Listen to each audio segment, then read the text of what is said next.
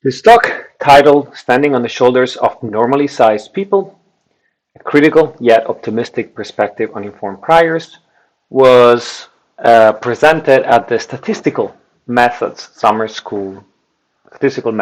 Linguistic and Psychology Summer School in Potsdam. I'm Riccardo Fuzzaroli from the Cognitive Science Department at Aarhus University and the Interactive Mind Center Department at Aarhus University, as well as affiliated with the Language Data Consortium at University of Pennsylvania. Before I go into the flesh of the talk and the use of informed priors, I need to thank the people who, with their enthusiasm and hard work, made these talk possible.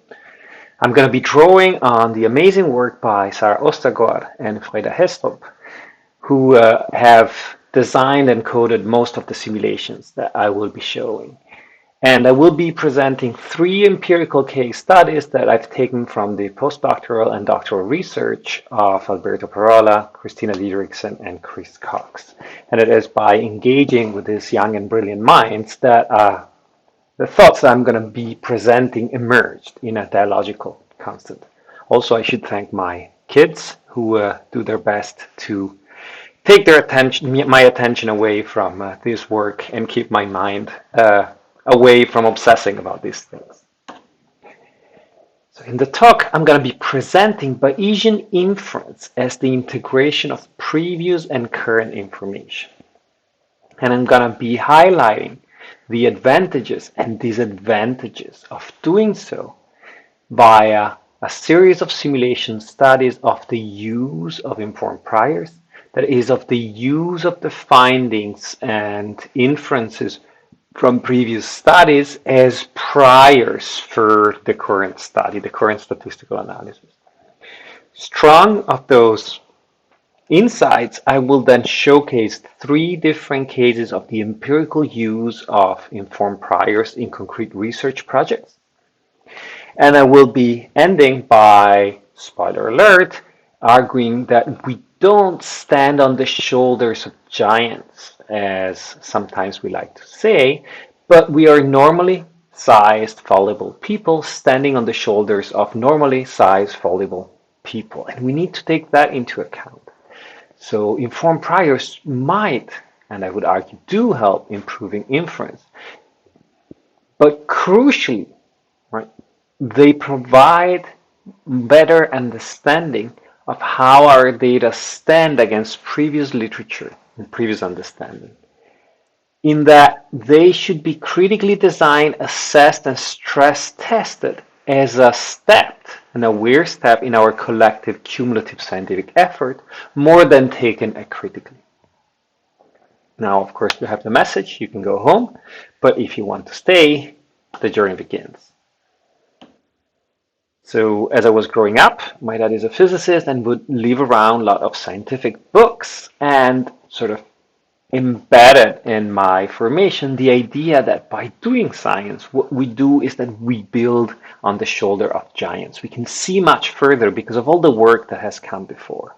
And when I went to university, and of course I tried to move as far away as possible from what my dad was doing, and I studied philosophy, semiotics, and communication, I got enthralled with the thought of this bearded dude, Charles Sanders Peirce, who, in reaction to the Cartesian ideas of the radical skepticism, radical doubt that we should build knowledge by, first of all, doubting everything.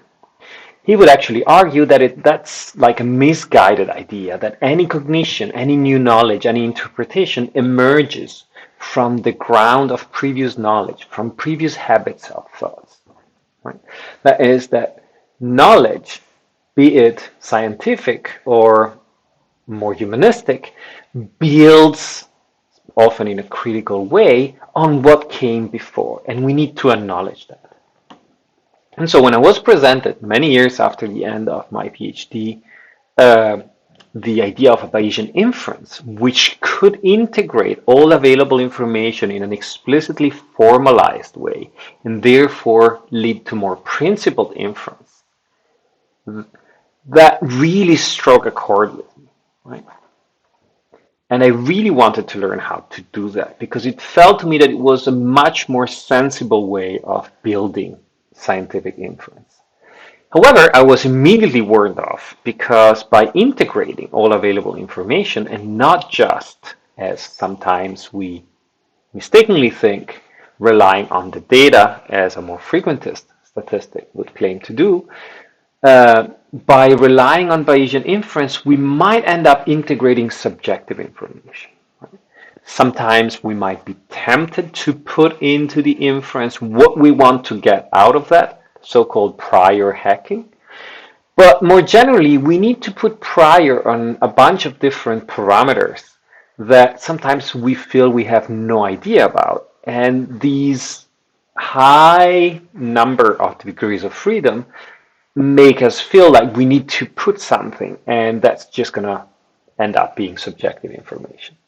As I started delving more and more and doing Bayesian statistics in my own work, I realized that, well, these kind of critiques were kind of beside the point, right? That often what we use is weakly informed priors that simply tell us that a standardized effect size, like a Cohen's d of 1,000, is very, very implausible.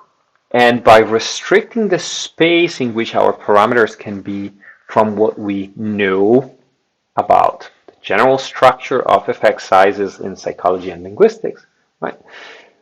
We make the models run, avoid divergency, make them fit in a slightly faster time, right? But as more and more people were working on how to build these weakly informed priors, I realized that there was very, very little use of informed priors, right? That actually we're using previous findings to build up the inference. And this is where this talk comes from my attempt at understanding what would happen if we started systematically using informed priors in our research. The first part is going to be a series of simulation studies of the use of informed priors to assess in a controlled environment the impact that that would have. Right? And the key thing that I want to contrast at this stage is the traditional setup where somebody runs a study, has their own weakly informative prior, and reaches a posterior given the prior, the model, and the data. A second person arrives, runs a second study, and does the same in a completely independent fashion. And a third person does the same. On the contrary, what we can call posterior passing is a process in which the posterior produced in the first study becomes the prior for the next study, and so on and so forth, in a transmission chain of information. For those of you who are not familiar with simulation approaches, here is a pedagogical slide. To run a simulation, what we do is we formalize the simplified phenomena. Given the time of this lecture, right? Let's say coffee affects your attention. We have an outcome measure that can be formalized as a y that is a function of an intercept that we call beta 0, which is your level of attention when there is no coffee, plus beta 1, that is the change in your level of attention as you've drunk a coffee, times x, which is whether you've drunk a coffee or not. As you can see, there's also some indexes, i's, below the beta 0 and beta 1, because each of you is going to have different baseline levels of attention without coffee and different effects of coffee. And by putting an index there, we can say that different people will have slightly different effects. In order to build a simulation, then we need to define the parameter values. Right? There is a true population level effect, a true initial level, average initial level of attention that we just hard code in our simulation, and a true group level variability. That is a certain amount of average error that we would get if we were trying to predict each person from the population mean. That is the standard deviation across the variability of the individuals. Then we've defined our underlying mechanism that generates data, and we need to define how we're going to sample this mechanism. What's the experimental design, right? If there's going to be measurement error, which kind of sample sizes we're going to use, how many trials each participant is going to go through, how many successive studies we're going to run, etc. Having defined this, we can repeatedly simulate data from the underlying mechanism, analyze it with or without this posterior passing, the use of informed priors, and summarize the results. And that will allow us to ask questions like, how do the estimates of the effect change in the two conditions across multiple runs? And how do they relate to the true effect size that we actually coded? Simulation approach provides a safe environment where we know the truth and can compare results and impact of analytic choices against the truth. This is amazing. It allows us to gain fantastic insights because we can manipulate things in a way that we cannot as easily in the real world. At the same time, we should be very careful because simulations do provide a reductionist model of reality in which we make many assumptions, right? And we have, as any of you who has run simulation knows, a lot of things that we need to decide, a lot of degrees of freedom. And these overwhelming amount of things that can be changed will also be a theme in the talk. The inspiration for the simulation approach came to us by reading Brand et al. Paper, Cumulative Science via Bayesian Posterior Passing. You can see Dottie Brand, who's now at Sheffield, there in the picture. In this very neat paper, the goal was something very akin to ours, right? They were interested in contrasting informed versus weakly informative priors in identifying true parameter values. They set up a simulation with a wide range of different true effects that needed to be assessed that could be used to generate the data. Here I'm going to just present the results for a true effect of 0 and 2 log odds. And there was a range of individual average variation in effect size. And here I'm just going to show 0.5, but you should go and read the paper to see the rest of the results. The experimental setup that we were going to follow in the rest of the simulation approach was that they would sample 80 fictive participants taking part each in 25 experimental trials, and that this study was run 60 times, every time, of course, with 80 different participants. They compared, as I said, two different analytical strategies, informed versus weakly informative Bayesian generalized linear models. They also looked at frequentist methods, but they're not the focus of this talk. The results are that when the true effect size is 0, in yellow we can see the weakly informative studies that more or less capture the true value within their uncertainty intervals, but they are quite uncertain as to the precise estimate. When we look at the studies in green, the informed priors, we can see that relatively quickly the estimates become more and more precise. When the effect size is 0.38, which is 2 log odds in this specific design, we get exactly the same picture. The weakly informative models is not that they don't capture the true effect, they mostly do, but they keep a very high uncertainty. And perhaps unsurprisingly, as we use this posterior passing, the estimate becomes very quickly very precise. Given that in the real world, full data sets from previous studies are rarely available, and even when they are, full analysis might be computationally expensive, and that posterior passing seems to quickly produce more precise estimates than the alternative, why are we not using informed priors more? Right? Well, now comes trouble. as I was presenting this study during my social and cultural dynamics course, where we study, amongst other things, the ways in which information flows in societies and across generations. These two amazing bachelor students, Sarah and Frida, came up with some critiques or some additional aspects that could be further implemented in these models. Right. The first one is that not all studies get published. Right? We know very well of publication bias. If studies do not present statistically reliable or significant results, they tend not to be published. If studies present results that go against what we think to know about a given phenomenon, they might also not get published. The second macro aspect is that given that not all studies happen in a neat sequence, right? In a given year, there might be 3 parallel studies that get published, and not all of them know all of the preceding studies. The information flow is not as linear as we've seen before.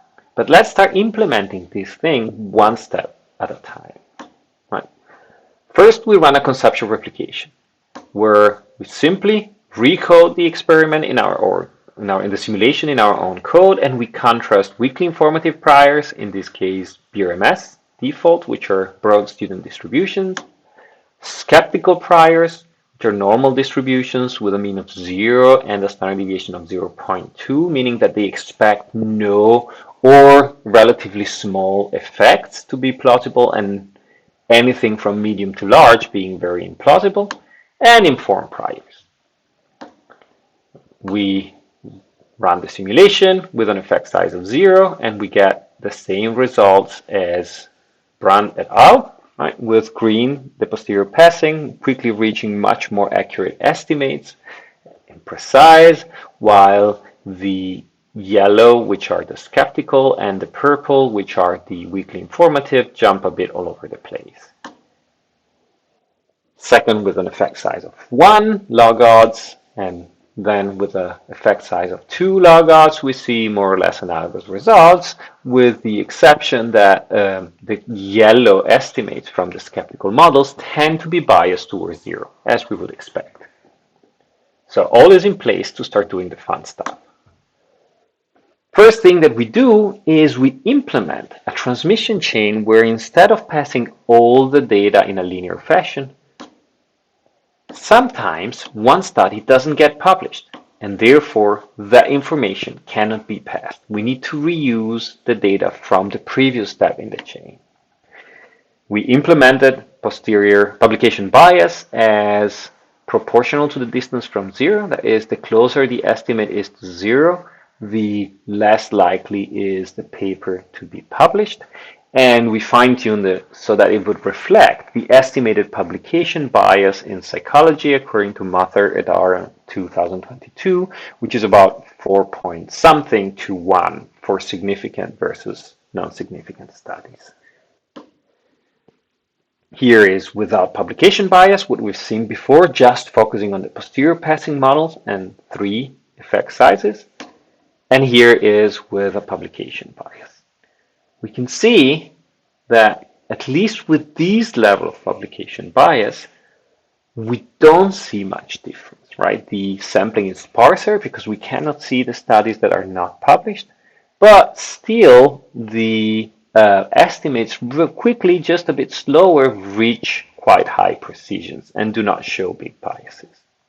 We can quantify the error just to give you a better perspective. You can see on the x-axis the different experiments, and on the y-axis the distance from the true effect. And you see that there is no big difference between the simulation in absence of publication bias above and the simulation in presence of publication bias below. So publication bias might slightly increase error, but nothing huge. However, trouble is not over, right? If you remember, there's also something about the sequence of studies being assumptions that we want to challenge, right? So if this was how the papers were passing the results to each other in the original setup, when we go and look at real phenomena. Let's say we take the meta-analysis that have been published in the Stanford Meta Lab and are easily available. The citation networks, the way in which they could rely on each other, looks like this. In other words, we take a meta-analysis in which a given phenomenon of interest is already isolated. In this case, the preference of infants for infant-directed speech compared to adult-directed speech. We isolate only the citations that are internal to the meta-analysis, because citations can be doing many different things. So given that all the studies included in the meta-analysis have estimates of the effect at stake, we take only these internal citations as a proxy for how the information could flow. If you cite a paper that has estimates for the phenomenon of interest, you could use that as part of your informed prior, right? Just to visualize it in a slightly different way, this is what happens when we look at the transmission chain, right? Instead of just having one paper from which to pick, sometimes there's multiple papers that contain non-overlapping information, and we need to take all of those into account. How is that possible? Well, let's look at this. At year one, this new shiny phenomenon, right? The impact of coffee on your attention level during my lecture, three studies come up, 1, 2, and 3. They don't know of each other, right? Then the year after having seen some of these papers at conferences, right, study A comes out and cites study 1 and 2 and can use their findings as part of its informed prior. And also study B comes out, but study B has only been exposed to 2 and 3. So when study C comes out and knows of both study A and study B, in order to use all the available information, has to combine both A and B. It has no need to reuse 1, 2, and 3 because their information is already contained in A and B, but the information contained in A and B is non-overlapping. And that means, amongst other things, that we will also be overcounting 2. Another possibility is that study C only considers study A, maybe because they published results that they like, maybe because they really didn't know about study B. And that will lead to some information being lost, namely the information contained in 3 and in B. In order to study the impact of these dynamics, we generated a network with 60 papers and the same network properties as the meta-analysis that I mentioned before. For each study, we identified the minimal set of cited studies with non-fully overlapping information, as I've just shown you. And then we used a Kalman filter in order to combine those. There are other techniques that we should be experimenting with, but this was computationally efficient.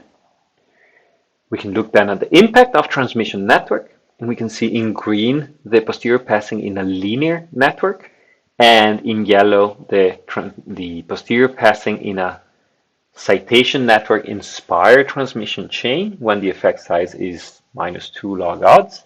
And we can see that what happens in the citation network is that not only the decrease in the decrease in uncertainty is less pronounced, but also that there seems to be a slight bias, right? The average estimates in the citation network are higher than in the linear network.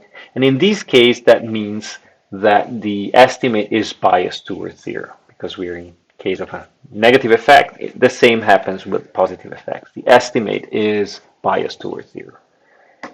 We see here what happens with an effect size of -1 log odds and with an effect size of 0. The picture doesn't change. With 0, the bias vanishes, but the uncertainty stays there. Right? Now we also want to add publication bias, right? And here it would be how it works. But what I want to focus on is that now we implement two different kinds of publication biases. One is a stepwise symmetric publication bias, where there is a 0.9 probability of publishing your study if it's statistically reliable, no matter the direction, meaning your uncertainty intervals do not include zero, and only 0.2 if it's not reliable. The second way of implementing it is stepwise and asymmetric. 0.9 if it's reliable and positive, point or negative, right? 0.2 if it's not reliable, zero point 0.4 if reliable and negative. Right? We look at the results, and what we can see is that with an effect size of 0, right, the posterior passing without publication bias in green is behaving as expected. The two other publication biases, symmetric and asymmetric, after an initial phase, produce very similar results. More uncertain estimates, but no obvious bias. If we look at an effect size of -2 log odds, right, we see that the bias is there. The estimates are shrunk a bit, but not differently between the study with publication bias that's symmetric, publication bias that is asymmetric, and no publication bias. At most, the publication bias studies are a bit more uncertain. If we look at the citation network, here we can see that the estimates when we have an effect size of 0 are non-biased, and there is a slight increase in uncertainty in the publication bias, but it's nothing compared to the difference between linear transmission chains and citation transmission chains. If we look at an effect size of -2, what we see is that this effect is increased. Right, the bias is slightly bigger for the publication bias studies, no matter the publication bias, and the uncertainty is bigger for the publication bias studies. If we zoom in at errors, right, you can see in green in blue, well, here they're all overlapping, so it doesn't really matter. When there is a true effect size of 0, there doesn't seem to be a big bias. When there is a true effect size of 1, we see that there is a slight difference between the citation networks in the blue and green below and the linear transmission chains, with the citation networks being slightly biased, right, towards a slightly smaller effect. And when we look at an effect size of 2, we see that these is increased. The publication bias doesn't really have a big effect, but the structure of the citation network is what is impacting things. When we look at uncertainty, this is the picture. We can see in green the linear transmission chains with and without publication bias, very quickly decreasing the uncertainty, while for citation networks, it seems that the uncertainty decreases much more slowly and not to the same degree, and that publication bias is increasing this effect in red.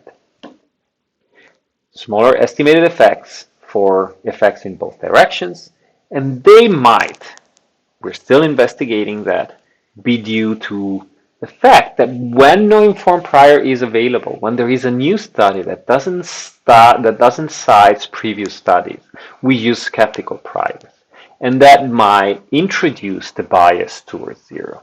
We will need to explore that more. Take-home messages: we can simulate the conditions for posterior passing and assess the effects. There are many more dimensions to explore and many ways you can and should disagree with us. For instance, bigger publication bias could be implemented. The parameter values might be implemented as distributions more than as exact values. We could introduce more measurement error. We could introduce heterogeneity of studies in terms of sample size, but also in terms of whether the phenomenon that they're investigating is exactly the same as the other studies, because we know that as we change our experimental design, we might be tapping into different aspects of the same phenomenon.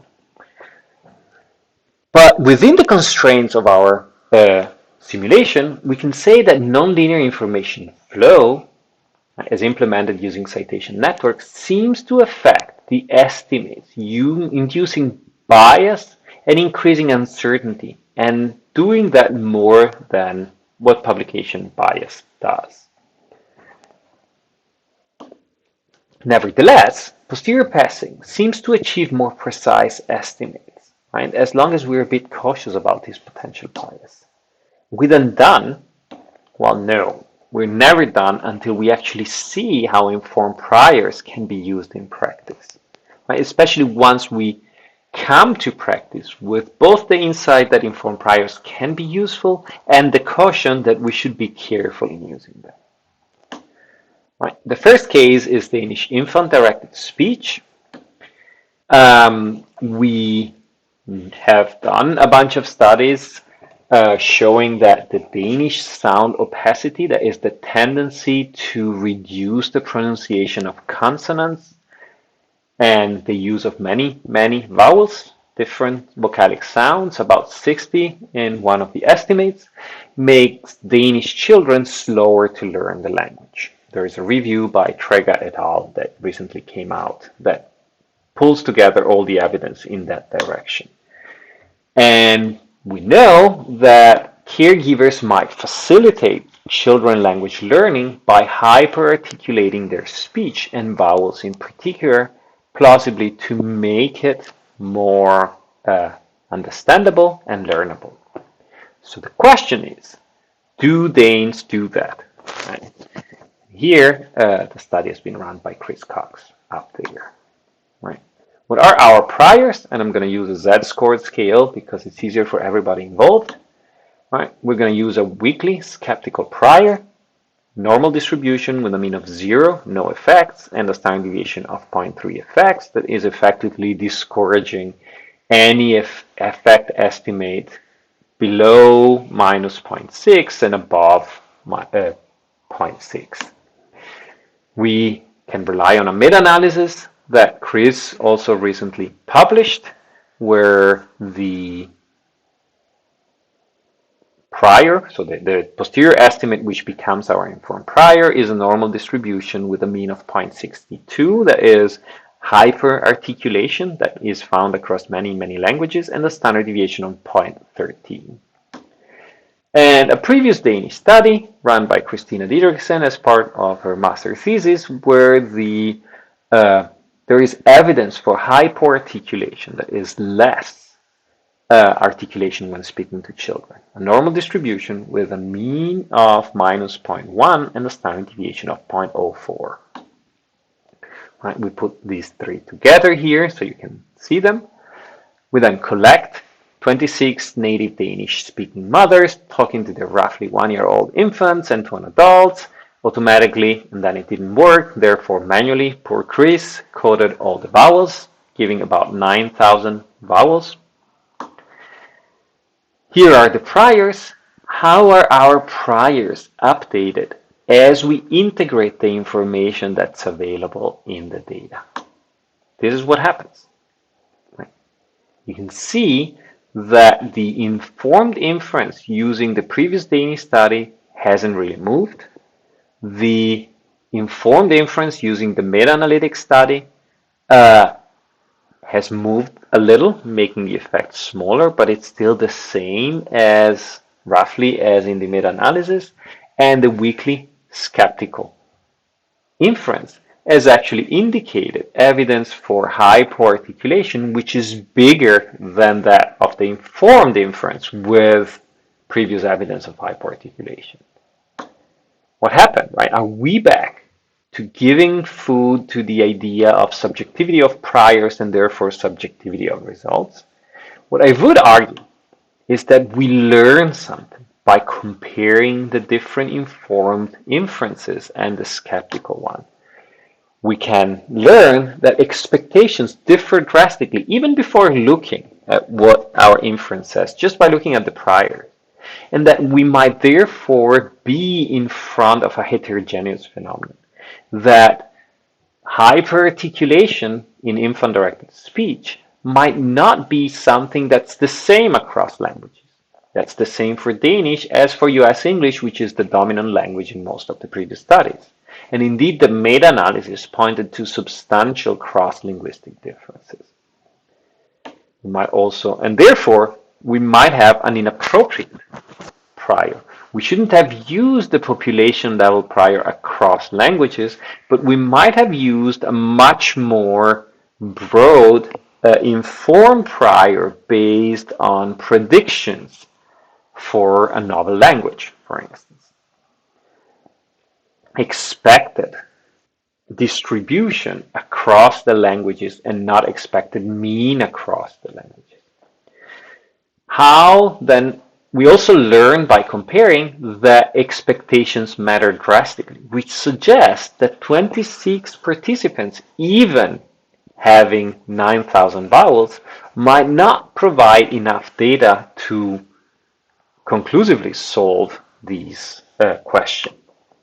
And that we also learn in a meta fashion by comparing. We see that we can learn something by comparing, right? And in a sense, comparing different kind of informed priors and skeptical priors is a sort of robustness analysis that tells us about the limits of our inference and how it relates to the previous phenomena. Here are some references, but what I want to stress is that this is not just an isolated case, the fruit of the weirdness of Danish or something. It's something that we keep finding again and then again. So in this case, this is the work by Alberto Parola on assessing vocal markers of schizophrenia. Right? First, he ran a systematic meta-analysis of about 70 years of previous research for informed priors. Yet again, the most dominant language in the data is US English. He then put together a novel cross-linguistic data set, including Danish, German, Japanese, and Mandarin speech of schizophrenics and controls to assess how well the results of the meta-analysis would generalize. We can then look at pitch IQR, that is a measure of how the pitch varies. On the top, you can see in purple the meta-analytically informed prior and negative effect, reduced variability in schizophrenic patients, and weakly skeptical prior in green. We can see that across the 4 languages, the estimates do not differ drastically, and it seems that we are pointed towards a generally smaller effect size than what we found in the meta-analysis, which is a well-renowned fact. Replications tend to find effect size that are 2 to 3 times smaller than the meta-analysis, but that in a sense the prior was quite appropriate across the different languages. If instead we look at pause duration, we see in green again the weakly skeptical prior, and in purple the informed prior at humongous effect size, where pause duration in schizophrenic patients would be longer, drastically longer than in controls. And when we look at the results of the inference, we can see the same pattern for Danish and German, where of course we find much smaller effects, but both priors give comparable results and seem roughly appropriate for the data. For Chinese and Japanese, we start seeing a different picture, right? Where the data present a heterogeneous estimate compared to the meta-analysis, right? And when we work in these cross-linguistic settings, right, it becomes very important to think about whether we need language specific or general priors. And comparing the informed with the skeptical priors might help us understand better what's going on, even when language-specific priors are absent. Here are the two papers where these research has been developed. The very last example is about linguistic alignment as part of Christina Diderichsen's PhD thesis. And the question that we were asking is, how often do interlocutors repeat each other's words? Right? Linguistic alignment in conversation. And we wanted to contrast affiliative versus task-oriented conversation, casual chats versus having to navigate a map or solve a categorization problem together. We had a novel method, meaning that we couldn't really find the exact priors we needed in previous studies. So we used a combination of previous studies and expert elicitation, talking to people knowledgeable of these things to identify some priors. You can see on the top row the informed inference. The red is the prior that we elicited by the expert and combined with the previous studies. The green is the casual chats posterior, and the blue is the task-oriented estimates.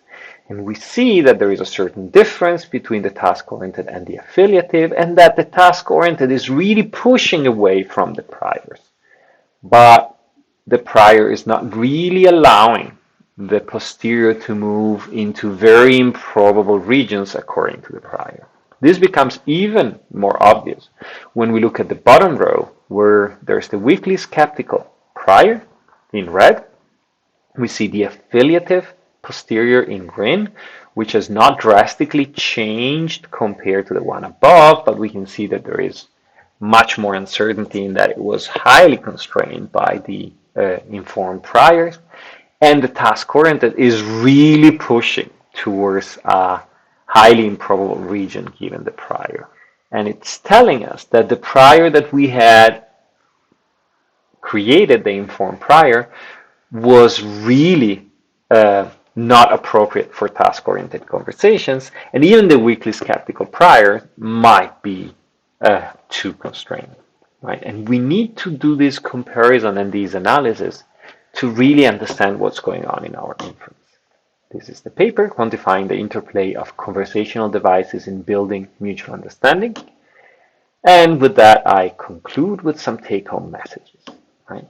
The first one is that statistical and in general scientific inference is hard, right? We are normally sized, fallible people on the shoulder of normally sized, fallible people. We cannot rely blindly neither on previous work nor on our own work, right? We need to think carefully, critically assess, stress test our inferences and our experimental designs.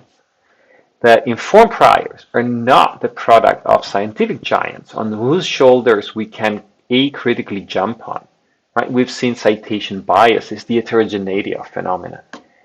And that the critical use of informed prior in a comparative fashion with robustness checks might provide us a much better context for scientifically nuanced inference than not using them. And right, this really also tells us what happens, right? If we start implementing the simulation studies, they helped us better understanding what to do in the empirical studies, and at the same time, the empirical studies pointed to a broader range of phenomena that could be further implemented in the simulations. With that, I thank you all, and if you have questions, they're more than welcome.